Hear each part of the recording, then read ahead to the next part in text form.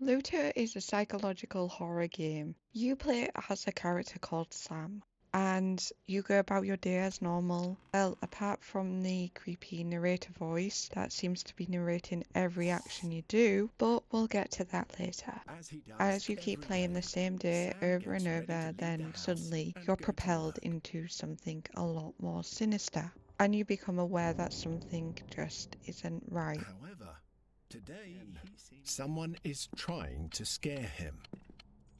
You shouldn't play along.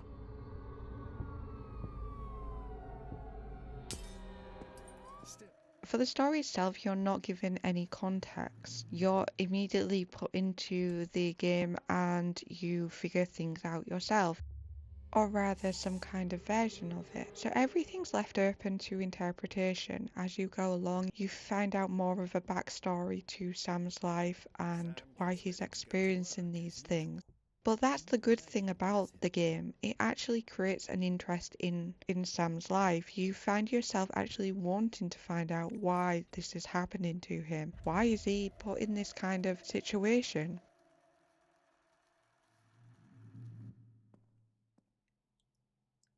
The game itself does explore grief and emotional trauma, and I do think that it handles it all pretty well. If you do play the secret chapter, by collecting all 9 Polaroids, you do get more of a backstory and more context into Sam's life, but the game does delve a lot further into more sensitive topics.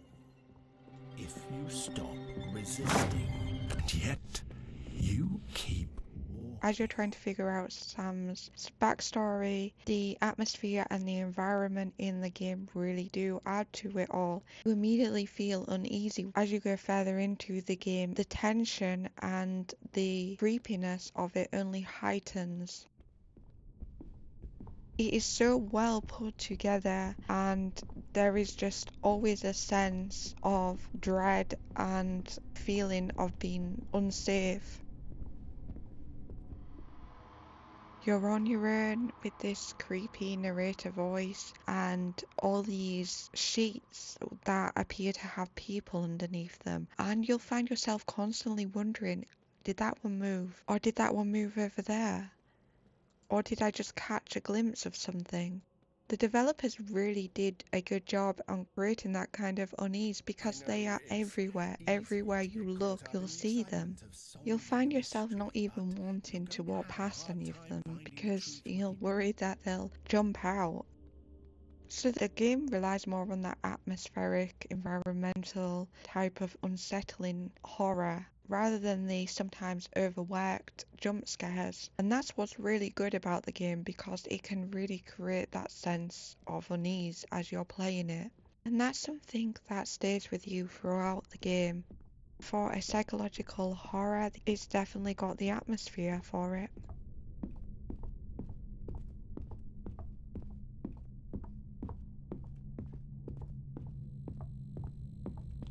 What is this place? If Not you enjoy quite doing your ordinary environmental house, puzzles that's in for horror sure. games, then you should enjoy Looter because it's mainly based around There is puzzles. a You go from hallway area here. to area figuring Someone out has how spent a to lot of complete the time next trying to puzzle. bring.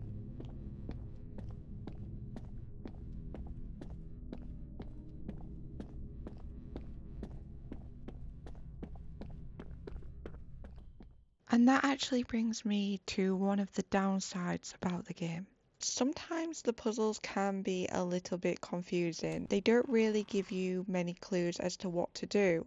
Especially with the start in the first puzzle, it's not really clear that you should use the phone to knock down the hammer. Maybe I was missing something, but I didn't really understand, didn't find any kind of Sam clear gets ready to input go to as to work as why you usual. should do that. A new I day think awaits because him. it's a starting puzzle, they should ease you more into the game rather than just expecting you to know what to do from the get-go.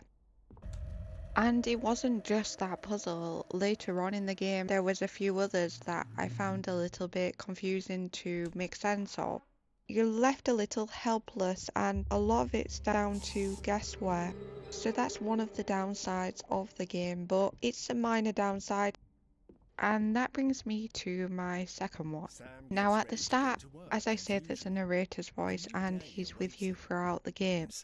But whatever it is, it's happening again. But when I first started playing the game, I was really put off by the voice. It does add a creepy, unsettling vibe to the game, but then I felt it also added a kind of comical value to it as well. As he does every day, Sam gets ready to leave the house and go to work. I felt as though I'd been dropped into a storybook, and I was thinking to myself, what am I actually playing here? Today he seems a bit Then, as you get distracted, further into the as if game, he hasn't things been make here more before. sense and you become more Probably familiar because with of the it. move. It was more of the uniqueness, which is also a good thing, of course. So, it definitely wasn't a massive downside, that was just my personal opinion.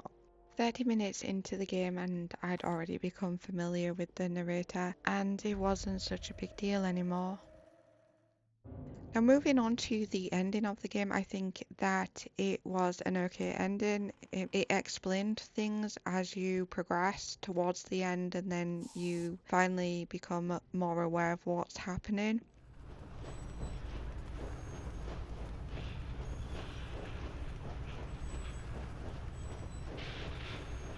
If you do play the secret chapter, you do get more context in it, as I say, and that's probably something worth doing to gain a proper understanding of the backstory. So if you like that psychological horror, something like ET Demo or Visage, then I think you'll like this game. It's got a lot of similar elements. They've really done well with the atmospheric kind of the unsettling feel. It's definitely worth a play if you like horror games in general. If I had to rate the game, I'd give it probably around a 7 out of 10. Only because the narration takes a little while to get used to and the puzzles can be a little bit confusing. But other than that, it's definitely worth the play.